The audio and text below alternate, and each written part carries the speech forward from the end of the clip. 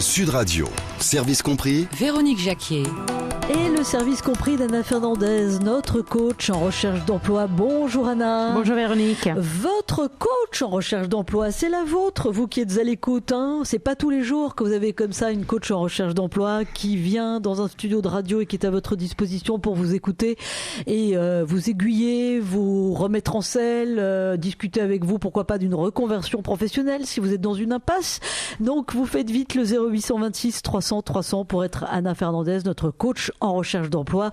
On retrouve Anna sur son site internet energycoaching.fr et son cabinet, c'est donc Energy Coaching, bien sûr. Tout à fait. Alors Anna, c'est le moment ou jamais, c'est le moment pour candidater pour un emploi saisonnier. Comment on s'y prend ? Alors, c'est vrai que c'est la période idéale maintenant pour candidater. On le verra aussi qu'en juin, on va dire dans la dernière ligne droite avant l'été, c'est encore également une occasion puisqu'il y a des désistements, il y a des ouvertures de nouveaux, notamment dans la restauration, des ouvertures de nouveaux sites. Donc, ce sera encore une période. Mais c'est vrai qu'aujourd'hui là, pour tout ce qui est aussi bien entreprise en ville, on va dire, que entreprises sur le littoral ou sur des villes très touristiques, c'est le moment de commencer à candidater. Les sociétés, quel que soit leur domaine et secteur d'activité, commencent à ouvrir leurs portes. Et sur leur site, on peut voir les jobs d'été, on appelle ça comme ça, jobs d'été ouverts.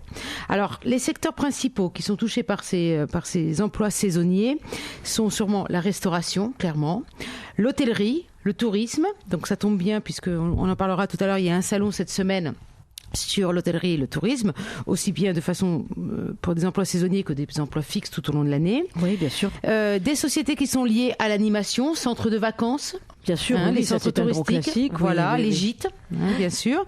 Tout ce qui est lié à l'enfance, donc je parlais des centres aérés, des centres aquatiques, des centres de vacances, des parcs d'attractions. L'agriculture, on l'oublie toujours. Souvent, les gens pensent simplement aux vendanges de septembre, mais il n'y a pas que ça. Il y a la récolte des fruits. La récolte des fruits, voilà. Donc il y a légumes, le blé, voilà. Donc il y a plein de choses. Les tomates. Et puis commerce-vente, donc c'est très lié aux régions touristiques, aux grandes villes, donc aussi bien villes que villes au bord du littoral, où par le nombre de millions de touristes que nous avons en France, on a la chance d'être quand même le deuxième site le plus visité en France, dans le monde. Donc clairement là aussi, c'est le moment de candidater. Donc, l'intérêt, je voudrais revenir sur un point important. Pourquoi les emplois saisonniers sont importants ? Alors, l'intérêt, c'est que déjà, c'est pour cumuler de l'expérience. On est étudiant, on est collégien, on n'est plus étudiant, on est jeune adulte en train de faire des études, bac plus 3, bac plus 2, même sans qualification, mais on est en train d'étudier dans l'année.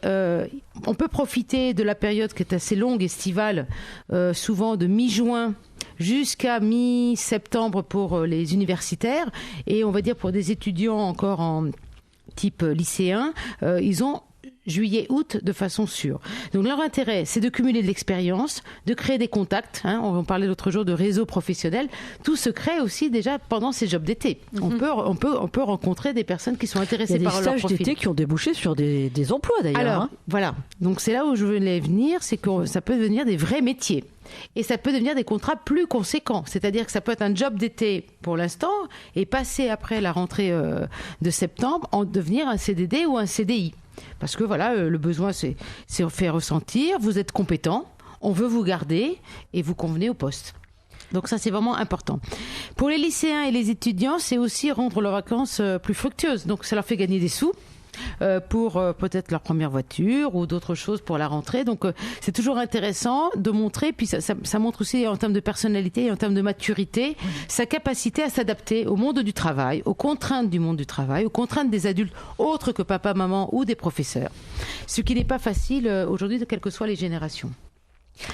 Est-ce qu'il y a des choses à mettre impérativement dans son CV si on veut justement faire la différence pour un profil saisonnier ? Alors déjà, un premier point, c'est que le CV doit être fait aussi sérieusement que si on cherchait un poste salarié à temps plein. Donc il faut le rédiger correctement, sans faute d'orthographe, indiquer bien les périodes de disponibilité sur le CV. On peut faire un CV à l'inverse du salarié qui cherche un poste, où je suis plutôt pour un CV unique. Pour les postes, pour les emplois saisonniers, je suis plutôt pour avoir peut-être un ou deux CV différents sur lesquels on va mettre des compétences et des expériences professionnelles différentes qui vont venir à légitimer plus votre candidature par rapport à un autre candidat. Donc ça, c'est important. Après, en dehors du CV, imaginons le CV vous fait décrocher l'entretien. Je dis surtout attention par rapport aux jeunes, soignez sa tenue et sa présentation. Oui, ça c'est vrai. Voilà. Parce qu'on s'imagine, travail saisonnier, ça va être à la cool, au bord de la mer, voilà. Donc, en train de surveiller les plages. Voilà, même si vous êtes après en tongs et en short pendant toutes les vacances, je suis plutôt pour venir en pantalon de ville avec peut-être un polo parce que c'est l'été, chaussures de ville, mais faire une très bonne présentation parce que l'apparence va compter. L'apparence va donner la crédibilité de la maturité, de l'expérience, de la responsabilité. Donc ça, c'est vraiment très, très important. Un autre point, tous les postes qui sont en contact avec la clientèle, au lieu d'envoyer un CV, allez le déposer directement, qu'on vous voit. Ça fait beaucoup aussi au relationnel, c'est comment vous présenter directement en donnant en main propre à un responsable d'un commerce ou d'un centre aquatique ou d'un centre de vacances. Déposez vous-même en main propre, ça marchera beaucoup mieux. Et est-ce que ça marche justement d'aller démarcher sans savoir si le commerçant ou tel centre de vacances a besoin de gens? Oui, ça marche. Alors oui, oser paye toujours. Oui. Donc on peut saisir une opportunité alors qu'elle n'est pas affichée ou alors que le commerçant ou le responsable du parc aquatique n'avait pas pensé à prendre peut-être un emploi saisonnier. Donc ça, c'est vraiment le cas. Autre point aussi très important, ne pas oublier son propre réseau. Les parents sont sûrement dans des sociétés. Pas besoin de penser non plus à partir sur la Côte d'Azur ou sur la côte atlantique comme emploi saisonnier. Ça peut être en entreprise à Paris ou dans une grande ville. En plein mois d'août. En plein mois d'août. Pas que pour faire que des photocopies. Il y a sûrement d'autres travaux à faire d'archivage ou de rangement ou de mettre en place des choses. Mais souvent, surtout dans les grands groupes, ils préconisent même d'utiliser les enfants des salariés par confiance, vraiment par facilité et par confiance, pour pouvoir les occuper pendant juillet, août à des emplois saisonniers. Donc ça, c'est très important. Autre chose importante que les gens ne savent pas, les mairies recrutent. Oui, les mairies recrutent en termes de gardiennage, en termes côté jardinerie aussi, mais en termes d'accompagnement pour des groupes, même touristiques, sans vraiment connaître des notions de culture générale de tourisme. Mais les mairies recrutent fortement pendant l'été pour remplacer leurs propres employés qui partent en vacances en juillet ou en août. Donc ça, c'est vraiment important. Deux choses importantes. Si vous décrochez un emploi saisonnier, gardez un très bon relationnel, très bon contact. Comme ça, l'année suivante, vous avez encore besoin de retravailler. Oui. On ne vous oubliera pas. Ça, souvent, les gens pensent que bon, là, j'ai fait, je n'ose pas rappeler. Si, rappelez, ça les arrange, ils vous connaissent déjà. Oui, bien sûr. Donc ça facilite également le recrutement. Voilà, et il faut bien à un moment commencer à vous faire connaître. 2 points importants. Ne jamais accepter de rémunération en dessous du SMIC. Normalement, ils n'ont pas le droit. Surtout, je pense aux centres de vacances, parcs aquatiques ou les restaurateurs. Normalement, par la loi, vous devez être payé même au moins si on au a SMIC. 17 ans, on est d'accord. Même si on a 17 ans, tout à fait. C'est la même loi pour tout le monde. Ça, c'est important. Et je parlais tout à l'heure de juin. Si vous ratez le coche ou si vous recevez des réponses négatives aujourd'hui, à la date que nous sommes dans les 2 mois de mars-avril, n'oubliez pas que juin est encore une grosse période de recrutement. Donc n'hésitez pas à relancer, à repostuler et à écouter et lire l'actualité de votre région. Ça, de toute façon, nous, on n'oubliera pas d'en reparler aux auditeurs de Service Compris, Anna. Tout à fait. Et alors, sachez qu'en ce moment, donc, il y a pas mal de salons de recrutement dans les grandes villes. Donc là, c'est le cas à Paris en ce moment. Il y a un grand salon sur le tourisme et l'hôtellerie. Jeudi, il y en a 2 autres sur la distribution, la banque et la finance. Donc, a priori, c'est plutôt pour des emplois salariés, CDD, CDI. Mais c'est l'occasion également des jobs d'été, des emplois saisonniers. Donc, je pousse les jeunes diplômés ou des jeunes étudiants, notamment, à aller postuler, déposer les CV. Et aller arpenter les couloirs des salons, très important. Oui, l'intérêt des salons de recrutement surtout, c'est de faire des simulations d'entretien. Rodez-vous à votre entretien. Présentez-vous, habituez-vous à vous présenter à quelqu'un qui ne vous connaît pas pendant 3-4 minutes. Laissez votre CV. Vous n'êtes peut-être pas le meilleur, les meilleurs des candidats, mais au moins vous allez vous entraîner et vous allez voir les questions que vont vous poser les recruteurs. Tout ça, c'est très formateur. D'une, de vérifier que le pitch, il faut l'améliorer. D'une, de savoir comment on se présente. Est-ce qu'on est nerveux, pas nerveux? Est-ce qu'on est clair? Est-ce qu'il fait des grands yeux ronds? Bon, je jargonne trop, il me comprend pas. Ou à l'inverse, bon, il m'a vite speedé. J'étais peut-être trop court dans ma présentation. Et puis, c'est l'occasion de déposer de nouveau un CV. Votre objectif, c'est de la visibilité.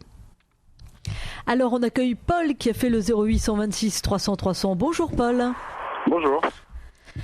On vous écoute avec Anna. Alors oui, moi je suis un étudiant, j'ai fini mon diplôme l'année dernière, j'ai 24 ans.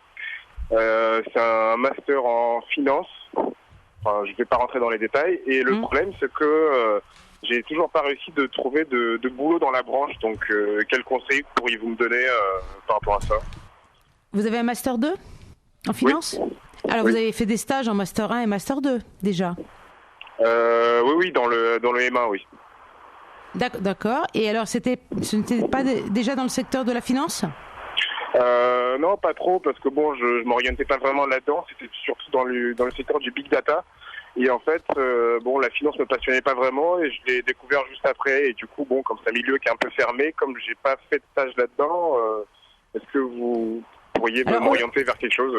Alors aujourd'hui, là, quand vous postulez à des offres, c'est pour quel type de fonction? Trader, broker, des choses comme ça. D'accord. Et là, vous n'avez jamais eu d'expérience dans ces métiers-là? Non, pas du tout. Mais vous avez eu la formation. En Master 2, vous avez eu cette formation? Oui, bien sûr. Oui. D'accord. Et université ou école? Université, Paris-Dauphine. D'accord. Paris-Dauphine, ok. Alors surtout Paris-Dauphine. Ils ont une association des anciens diplômés qui est très active, qui a beaucoup de contacts avec beaucoup d'entreprises. Ah oui, d'accord. Enfin, j'y avais pas vraiment pensé parce que j'y suis arrivé juste l'année d'avant, mon M2, donc comme je connaissais personne. Ah oui, mais là, ça vaut le coup que vous payiez votre cotisation à l'association. Je sais qu'eux organisent souvent des forums entreprises. Oui. Où ils font venir donc des employeurs qui sont intéressés par votre formation. Et là, ils vont vous prendre même sans expérience. Ah, d'accord, ok. Alors ça, c'est le premier point. Et dans l'association des anciens, vous avez donc des anciens diplômés, plus seniors que vous, bien sûr, qui sont en poste dans les sociétés qui peuvent vous intéresser. Donc la cooptation, notamment à Dauphine, fonctionne très bien, comme dans certaines écoles. Donc là, ce sera intéressant et intéressé par... vous allez être un profil très intéressant pour des anciens diplômés de Paris-Dauphine qui sont à des postes de management dans les sociétés qui vous intéressent, qui peuvent vous faire entrer. D'accord, ok. Alors ça, c'est le premier point. Et deuxième point, ce que je sais pour les banques, c'est que vous pouvez postuler aux banques. Ils ont une école de formation interne où vous faites moitié la formation, moitié la pratique déjà sur des postes. Ah oui, en alternance, oui. Non, sans être en alternance. Vous êtes bien recruté par la banque. Vous êtes bien recruté par la banque. Mais en revanche, vous avez un passage une intégration par la formation en interne. Donc, ils cherchent des profils très juniors, un peu comme Paul. Mais en revanche, ils cherchent des profils comme Paul, c'est-à-dire Bac plus 5, très bien formés, et ils vont finir de le former par la pratique en interne. Vous avez fait des candidatures spontanées, Paul, pour les banques, justement? Oui, justement, c'est ce que j'avais essayé de faire. J'en ai envoyé plein, et je sais pas, peut-être que je me suis dit, peut-être la photo sur le CV ou quelque chose comme ça ne me convenait pas, donc bon... Alors la photo, normalement non, parce que de toute façon la photo elle n'est pas obligatoire sur le CV, mais elle est obligatoire sur les réseaux sociaux, et donc comme vous y êtes, j'imagine, donc c'est pas la photo. Après il faut voir votre CV, comment il est présenté, est-ce qu'il donne envie de vous rencontrer, en dehors de Paris-Dauphine, ça suffit pas évidemment. Et après, si on vous a jamais appelé par téléphone, même en entretien exploratoire? Non. D'accord. Bon, faut se poser peut-être la question pourquoi le CV ne fait pas décrocher les entretiens, même exploratoires téléphoniques. Voilà. Tout simplement. Et regardez les Alumni, l'association des anciens diplômés à Dauphine, ça s'appelle les Alumni. Ok, je vais m'en occuper. Ok, voilà, merci. Merci Paul pour votre appel, et on espère que Anna vous a donné les bons conseils, les bonnes astuces. Il n'y a pas de raison que ça ne marche pas, Anna. Là, il faut de toute façon qu'ils mettent des choses en route. Oui, voilà, c'est ça. Sud Radio, service compris. Véronique Jacquier.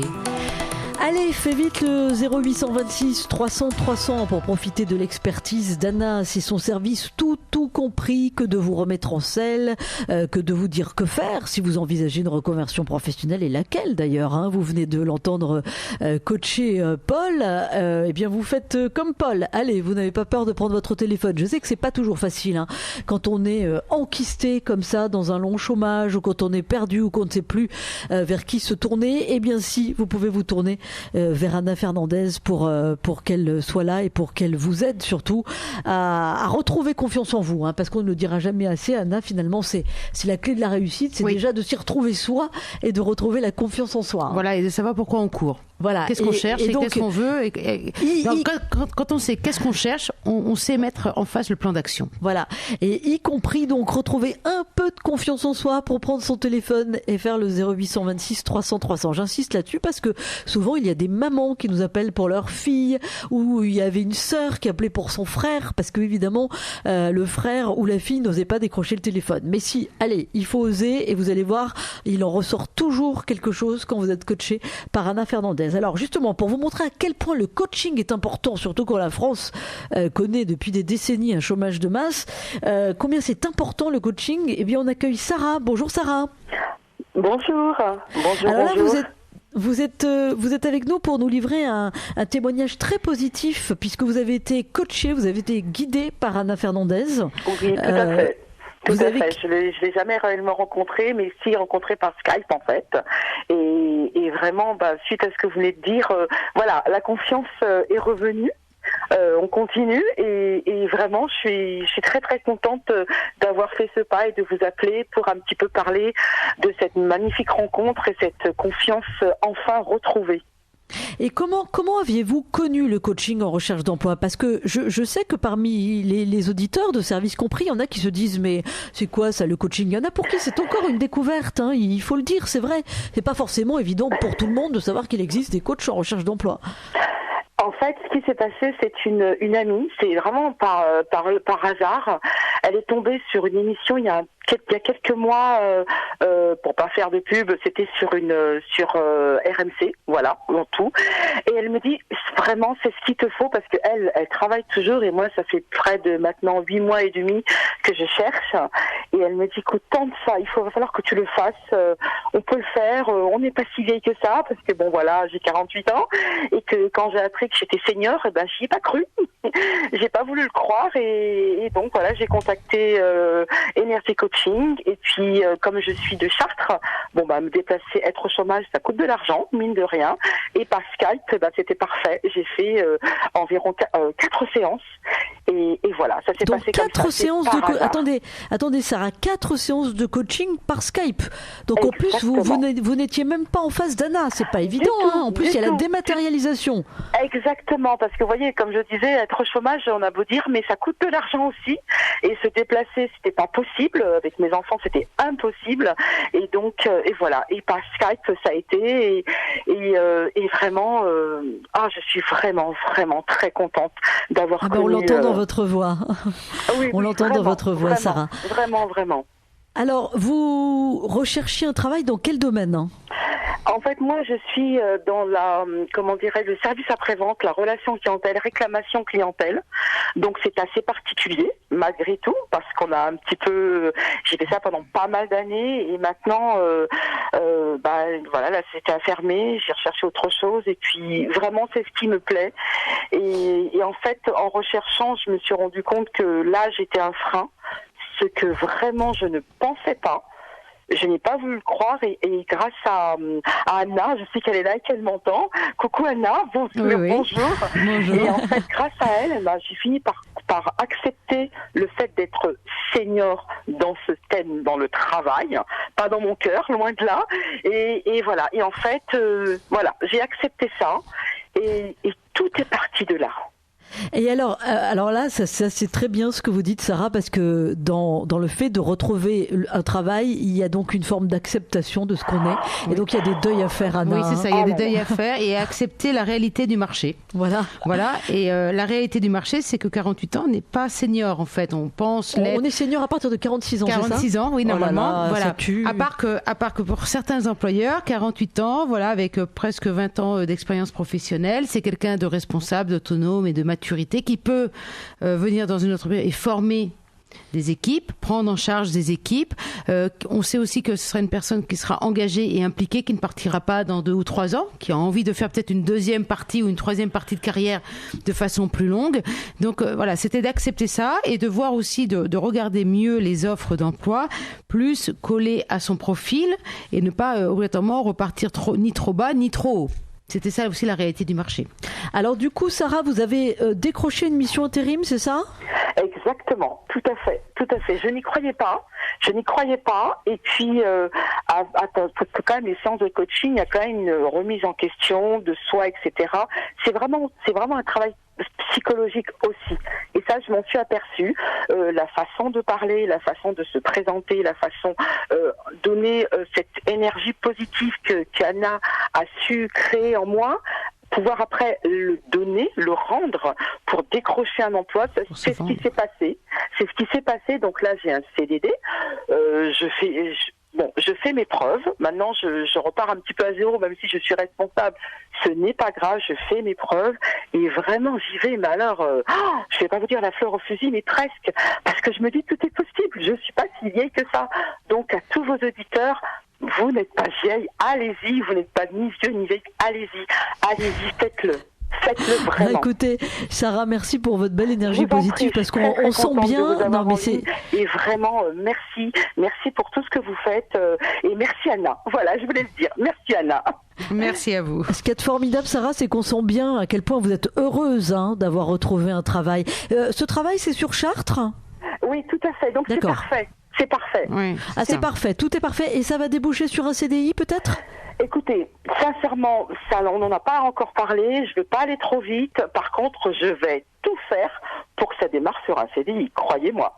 Évidemment. Allez, on vous fait confiance. Merci pour votre beau témoignage, Sarah. Merci infiniment. Ça fait plaisir de sentir comme ça vraiment le bonheur dans la voix d'avoir retrouvé un travail. Vous remet d'aplomb, vous fait redémarrer, vous fait voir l'avenir, bien sûr, de façon beaucoup plus positive et surtout vous fait recroire en vous. En termes d'estime de soi, de confiance en soi. Donc c'est très très important. C'est pour ça que je pose moi les personnes qui cherchent un travail, même à temps partiel, il faut l'accepter. Il faut se remettre en selle. Il faut être en activité. Et alors en plus, on avoir sa place. On apporte une précision, Anna, c'est que là, Sarah a une mission d'intérim, mais elle a donc évoqué le CDD.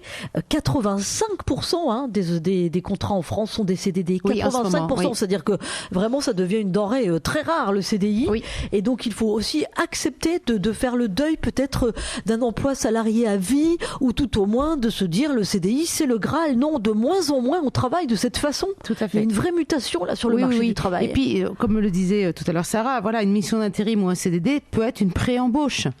Un peu dissimulé, il est vrai, mais en même temps, c'est ça qu'on cherche. Donc voilà, ne pas chercher le CDI, les missions d'intérim. Et puis, il ne faut pas se griller auprès des cabinets d'intérim. C'est eux, en ce moment, les plus gros pourvoyeurs d'offres d'emploi.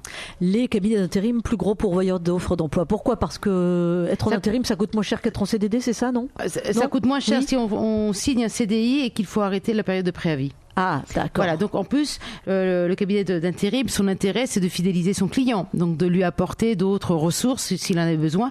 Et en même temps, côté employeur, il prend une sécurité. La personne ne convient pas, ils auront quelqu'un le lendemain. Allez, le 0826 300 300 pour exposer votre situation à Anna Fernandez, pour qu'elle vous remette en selle pour trouver un travail. Sud Radio, service compris. Véronique Jacquier. Allez, le 0826 300 300 pour exposer votre situation à Anna, pour qu'elle vous aide à vous remettre en selle pour retrouver un emploi. Évidemment, c'est ainsi que vous retrouvez Anna Fernandez tous les lundis. Profitez-en. Vous faites comme Pierre-Antoine. Bonjour Pierre-Antoine. Bonjour. Oui, bonjour. On vous écoute avec Anna. Donc oui, voilà, en fait, si vous voulez, j'ai fait des écoles, enfin, je viens de terminer mes études en communication. Et en fait, aujourd'hui, j'aurais une question à poser parce qu'on nous dit de plus en plus qu'il faut que notre CV se démarque des autres. Mais comment sans aller trop dans l'excentricité, etc. en fait, parce que c'est un peu chaud quand même.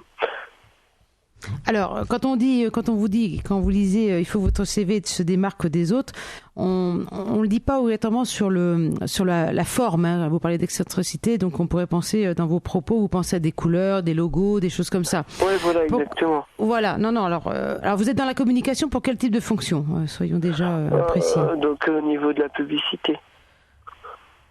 De la publicité. Tout comme à quoi fait, oui. Comme chef de publicité ? Chef de oui, produit ? Voilà, exactement. D'accord. Et vous avez fait des stages en tant que tel ? J'en ai déjà fait, ça s'est bien passé, mais vraiment sans aucun retour derrière. Après, c'est vrai que je sais que le marché du travail est hyper compliqué, mais j'aimerais bien quand même retrouver, histoire que... Bien sûr. Bien sûr. Alors, je reviens sur le CV. Quand on parle de CV, de le sortir un peu du lot, c'est surtout avoir les bons mots-clés, les bonnes phrases-clés sur votre CV. Donc, il faut qu'on voit vraiment vos mois d'expérience, si c'est en mois ou une petite année ou un an et demi d'expérience, la fonction ou les fonctions que vous cherchez. C'est pour ça que je vous parle de chef de produit, chef de publicité. C'est-à-dire, ça peut être les deux ou ça peut être un des deux. Après, de bien y trouver des compétences, hein, donc votre savoir-faire, votre parcours professionnel, même s'il n'est pas très long en tant que jeune diplômé, votre formation, et puis après le pavé que moi j'appelle et en plus, donc centre d'intérêt, n'y mettre que des choses qui vous sortent un peu du lot. Ne mettez pas les voyages, les sports et les lectures, ça tout le monde en fait maintenant. Parlez-moi plutôt de bénévolat ou peut-être d'un sport mais fait en compétition. Voilà, faut se distinguer. Voilà, donc quand on dit sortir du lot, c'est que déjà j'y retrouve les compétences professionnelles, j'y retrouve sûrement beaucoup de votre savoir-être, de votre personnalité par des choses qu'on peut lire, soit à niveau de langue, ou si vous parlez deux ou trois langues étrangères, ou vous avez passé un séjour très long dans un pays étranger. C'est dans ce sens-là qu'on vous dit démarquez-vous. Après, l'autre façon de se démarquer, c'est à qui vous envoyez ce CV. Voilà, à quel type d'offre vous répondez, quel candidature spontanée vous envoyez et comment vous l'envoyez, accompagné de quel mail de motivation. Ça aussi. Vous êtes sur quelle région ? Nord-Pas-de-Calais. Pardon ? Nord-Pas-de-Calais. Dans le Nord-Pas-de-Calais. Dans le Nord-Pas-de-Calais. Oui. Et vous avez quel âge, Pierre-Antoine ? 21 ans.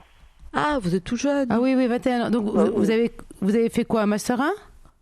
Oui, tout à fait. Et puis après, j'ai souhaité arrêter parce que ça coûte toujours très cher, quoi. Et derrière, ouais. c'est sûr.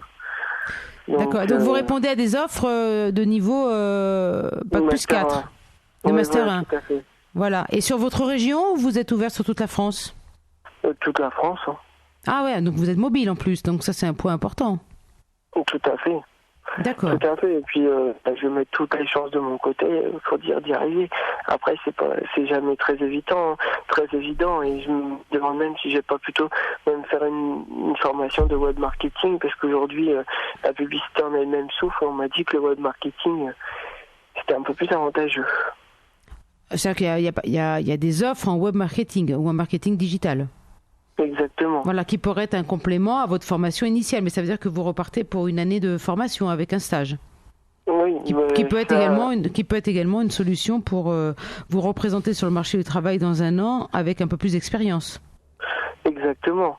C'est ce à quoi j'ai pensé, parce que ça fait quand même bientôt un an que les études sont terminées, que je trouve rien, donc oui. J'en ai un peu marre et autant prendre le taureau par les cornes.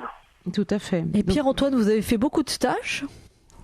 J'en ai fait 3-4 facilement. Ah, quand même, d'accord. En Master 1, vous avez fait 3-4 stages ? Oui, tout à fait. Donc, mais de quelle durée chacun ? Alors, il y en avait un, c'était d'une durée de 3 semaines. Après, les autres, c'était très court, entre 2 et 1 semaine. Ah oui, d'accord. Oui, donc en fait, vous ne cumulez pas beaucoup d'expérience professionnelle. Donc, c'est vrai que l'intérêt de faire une formation complémentaire pour vous, ce serait l'idéal, c'est de faire une formation complémentaire en alternance. Essayez. Comme ça va vous donner 1 an d'expérience professionnelle tout en vous formant. Par exemple, sur le web marketing, ça, c'est pas une mauvaise idée, ça. Voilà. Ouais. Donc là, en ce moment, c'est les écoles qui sont en train de recruter pour la nouvelle promo de septembre. Exactement. Et Donc puis, regardez les écoles dans votre région ou dans d'autres régions qui vous intéressent et essayez de trouver en alternance. Pour vous, ce serait vraiment un meilleur choix. Très bien, mais écoutez, merci beaucoup. De rien, à bientôt, au revoir. Bon courage Pierre-Antoine, évidemment, je suis sûr qu'il va finir par s'en sortir Pierre-Antoine, il n'y a pas de raison, et c'est vrai que c'est une très très bonne idée l'alternance pour le web marketing, oui, il y a pas mal de jeunes qui partent dans cette voie-là et il y a des besoins, il y a des ressources. Alors on va évoquer justement les ressources, les besoins dans un domaine bien ciblé où on recrute en permanence, c'est l'hôtellerie et la restauration et on est avec un chasseur de tête, Julien Dera, bonjour. Oui, bonjour. Vous êtes le président du cabinet Ambassade. Alors vous avez un profil finalement très atypique parce que vous avez été cuisinier pendant de nombreuses années. Oui. Et tout d'un coup, vous vous êtes dit, je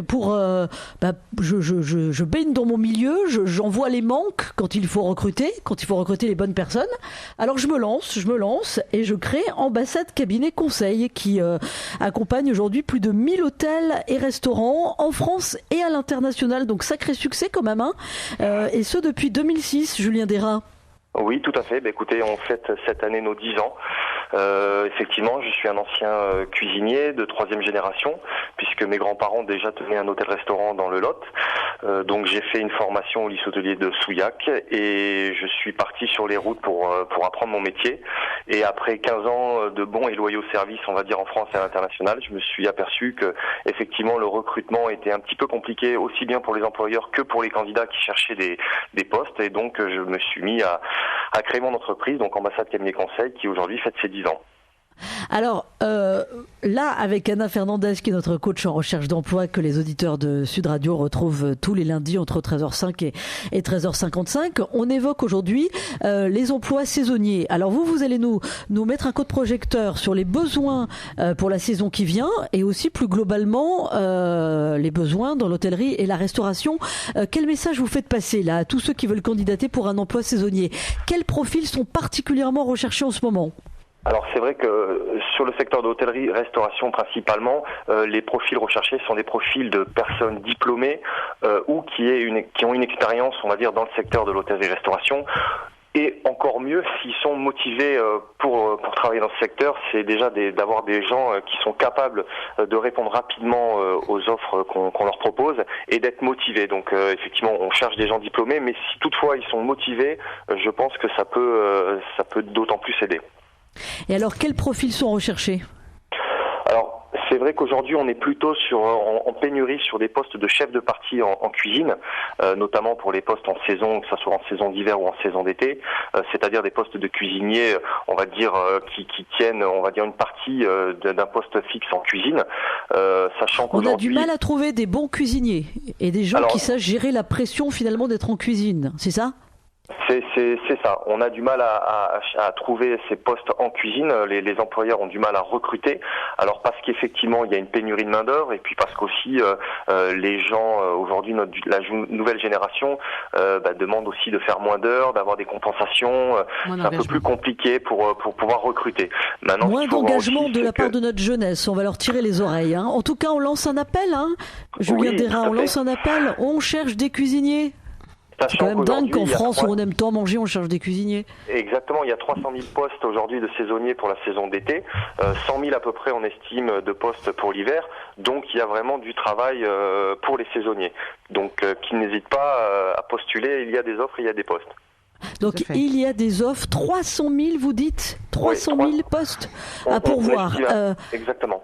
Et alors plus généralement, puisque vous êtes quand même dans la pérennité, vous cherchez des postes tout au long de l'année, puisque vous êtes chasseur de tête, voilà, là encore, quel profil, quelle urgence?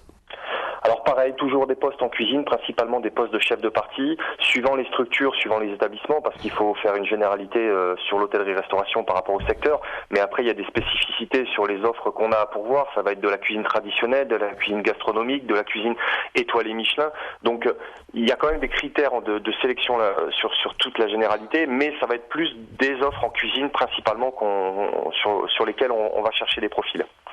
D'accord. Voilà. Dernier mot, est-ce qu'il faut justement avoir fait une école hôtelière pour pouvoir ces postes-là?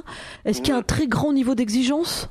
Non, Je me mets à la place des auditeurs qui écoutent. Les employeurs recherchent quand même des gens qui ont déjà du savoir-faire. Oui, ça paraît logique quand même. Déjà formé, alors que aussi bien une école hôtelière qu'un apprentissage, un CFA, notamment on en a à Toulouse. Mais après, au-delà de ça, on cherche des gens qui ont fait des lycées hôteliers ou des CFA, mais surtout on cherche des gens qui sont motivés. Qui n'ont pas peur de travailler finalement. Engagés et impliqués. Oui, exactement. Et moi, ce que je leur dis, c'est vrai que par rapport à mon expérience, c'est un métier qui est difficile, mais c'est un métier qui vous apporte déjà un salaire et qui vous permet aussi de voyager, de découvrir plein de choses. Donc dans tous les cas, la pénurie qu'on retrouve aujourd'hui permettrait vraiment de pouvoir travailler pour un grand nombre de personnes qui sont en recherche d'emploi. Tout à fait. Merci beaucoup Julien Dérat pour vos infos et votre analyse. Je rappelle que vous êtes le président du cabinet Ambassade. Allez, on accueille Jérôme. Bonjour Jérôme. Oui, bonjour. Bienvenue, vous avez fait le 0826 300 300 pour être avec Anna Fernandez. Tout à fait, je vous remercie. Et j'avais une question, donc comme on parlait avec l'auditrice, je pense, juste avant. Je suis pas en recherche d'emploi parce que j'ai la chance d'avoir retrouvé un emploi après une période l'année dernière. Par contre, c'était surtout sur la question de confiance en soi. J'étais dans un poste technique, j'ai pris un poste commercial et je me rends compte que la confiance en soi est quelque chose d'énorme, surtout sur un poste commercial.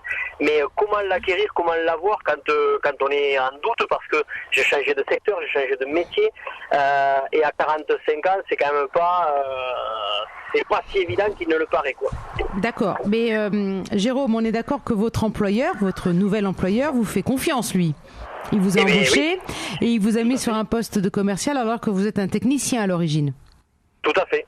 Bon, donc déjà, pour moi, vous avez normalement gagné 1 degré déjà de confiance. On vous fait confiance. Alors, souvent, voilà, la confiance et l'estime de soi vient de l'image qu'on a au travers des yeux des autres. Alors, il y a l'image de soi, de se dire oui, j'ai confiance en moi, mais le fait de refléter dans les yeux d'une autre personne, tu vois, je te fais confiance et j'ai confiance en toi, dans tes capacités à réussir, devrait déjà vous aider à gagner un niveau de confiance.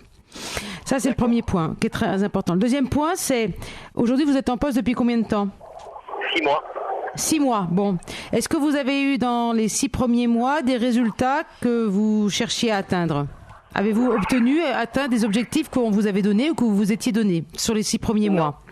Non, pas encore. Alors attendez, je parle à un commercial, c'est vrai, excusez-moi. Quand je parle d'objectifs, je parle pas d'objectifs d'argent, de quantifier. Est-ce que vous deviez faire un certain nombre de rendez-vous ? Est-ce que vous deviez vous former à un outil ?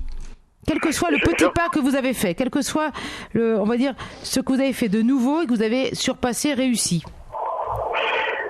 Non, pas vraiment, parce que je reste dans l'ombre de la personne qui s'en va, puisque c'est un relais, c'est un remplacement suite à un départ. Et donc c'est vrai que je vais prendre pleinement les fonctions incessamment sous peu, dans quelques jours. Voilà. Dans quelques jours quand il va partir. Voilà, tout à fait. Et je pense que c'est à ce moment-là que je verrai des résultats. Pour l'instant, voilà. D'accord. C'est un peu... Ok, bon, je finirai simplement vite fait pour vous dire, regardez ce que ce monsieur, on va s'appeler ce mentor, ce tuteur, regardez en quoi pour vous il a confiance en lui. Regardez quels sont les critères qui pour vous disent ce monsieur a confiance en lui, quels sont les résultats qu'il donne. Et moi je dirais, faites du copier-coller. Faites copier-coller, c'est marrant ça comme expression. Voilà. Regardez comment il réussit et dites-vous pourquoi moi je ne serais pas capable de le faire et qu'est-ce qu'il fait pour réussir et dites-vous, tiens, si je le teste, peut-être à son départ, peut-être pas tant qu'il est là, mais à son départ, je vais parler peut-être de la même façon, se présenter de la même façon, aborder un rendez-vous de la même façon. Regardez quelles sont ces bonnes manières dans le côté réflexe que vous pourriez copier pour faire comme à lui. Entendu, voilà. Jérôme, vous savez ce que je vous conseille, Jérôme, c'est que vous suivez bien les conseils d'Anna Fernandez et vous nous rappelez très très prochainement un lundi pour nous rendre compte justement quand vous serez seul en poste. Voilà, quand vous serez en poste, vous nous appelez pour nous rendre compte de la façon dont ça se passe, d'accord ? Avec plaisir. Eh bien écoutez, merci, Jérôme. Allez, à bientôt Jérôme, merci infiniment.